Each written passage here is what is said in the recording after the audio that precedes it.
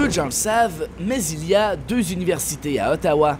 La plus connue, l'Université d'Ottawa, et une méconnue, l'Université Saint-Paul. Seulement 800 étudiants la fréquentent et ils sont répartis dans les 4 facultés qu'elle propose. Le droit canonique, les sciences humaines, la théologie et la philosophie. Une petite université qui se démarque donc par sa convivialité. Si tu veux étudier en communication, et puis tout à coup, le professeur s'aperçoit que, au niveau, par exemple, de la qualité de tes textes, il faudrait peut-être retravailler ça. On a le temps d'identifier tout de suite les zones de difficulté, puis on a le temps de proposer des solutions. Ici, tout le monde se connaît.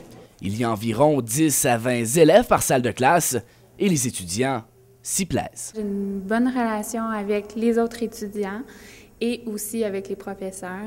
Ils sont beaucoup plus accessibles étant donné qu'on est peu d'étudiants. On n'est pas très nombreux dans les classes, donc on a plus de contact direct avec les professeurs. C'est beaucoup mieux. Beaucoup de gens craignent l'Université Saint-Paul puisque pour certains, c'est une institution religieuse. Faux, dit la rectrice. Il existe effectivement un contexte historique associant l'Université Saint-Paul à la religion, mais aujourd'hui, la spécialité de l'université est plutôt la spiritualité. Souvent, les gens, quand ils entendent ça, ils disent « Ah, là, ils pensent à Raël » ou des choses comme ça. C'est finalement de vivre en être humain conscient.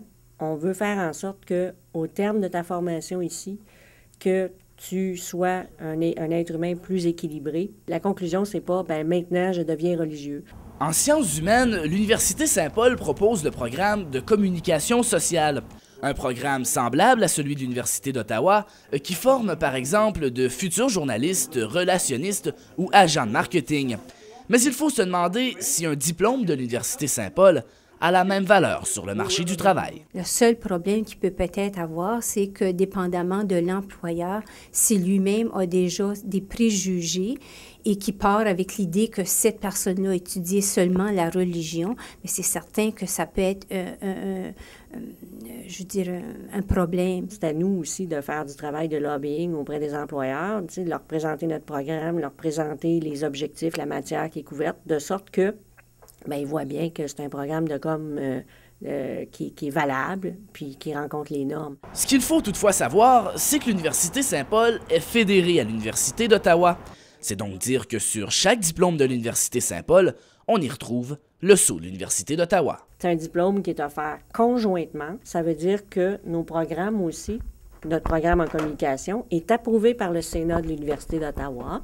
Ça veut dire qu'il rencontre les normes du gouvernement pour les programmes universitaires. Donc, au niveau de la qualité, notre programme rencontre les normes de qualité. Chantal Beauvais est devenue rectrice de l'Université Saint-Paul en août dernier.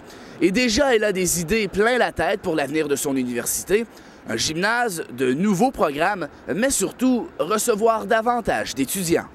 Dans 10 ans, s'il y avait 1000 étudiants ici à Saint-Paul, 1200, puis si il y avait plein de jeunes, puis c'était énergique, puis que les parents étaient contents, si les employeurs étaient contents, si les professeurs étaient heureux, ça, là, moi, j'adorerais ça. On s'en vient bien, on est sur la bonne pente, il ne faut pas lâcher. Ce n'est donc pas les projets qui manquent à l'Université Saint-Paul, mais avant de choisir entre l'Université Saint-Paul ou une autre institution d'enseignement, demandez-vous si vous préférez devenir le roi d'un royaume ou le valet d'un empire. Simon-Pierre Ouellette, La Cité collégiale, Ottawa.